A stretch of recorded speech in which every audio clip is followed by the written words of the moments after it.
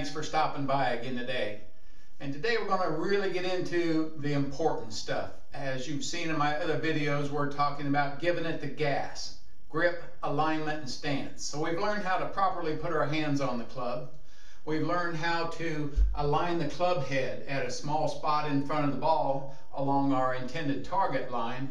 And now we need to know, how do we position our body once we've done this? Well, if you have the club head properly set up, we're going to do bend, flex, tilt. Yeah, if you've also noticed in my videos, I kind of like these little quick reminders of what you're supposed to do, like lock, lock, stroke. Well, bend, flex, tilt is talking about what we need to do pretty much with our spine, with our body, as we go to align our body to the club head. Now the bend is the upper body is going to bend forward a little bit, and that's from right here at the hip level. We're going to bend forward. You can see that as we bend forward, our butt has to stick out for balance. So we're going to bend, and then for flex, we're just going to flex our knees a little bit. We don't want to bend our knees. One of the common faults I see are people trying to really get down into a really strong athletic stance, but we don't want that, because we're not going to spring into action as we start the golf swing.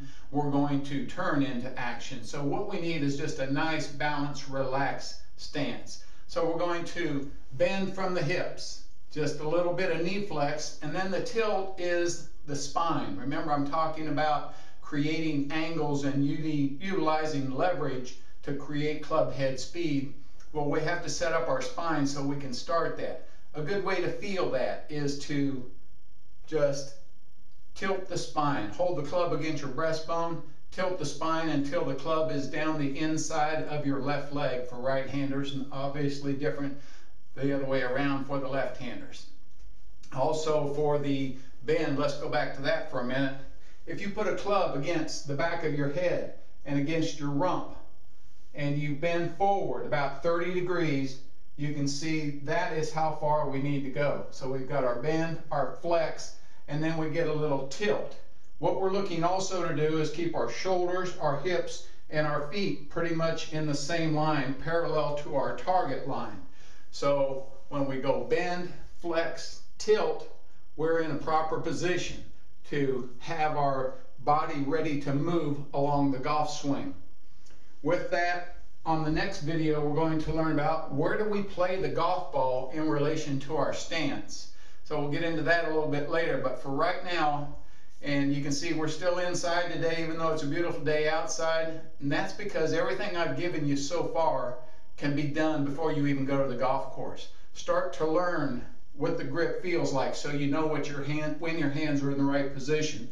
Start to practice aligning, and if you've got a carpet or hardwood, anything with lines on it on your floor at home, you can get an idea of what that club head looks like when it is perpendicular to the line that you want the ball to go on. So you can practice that alignment at home.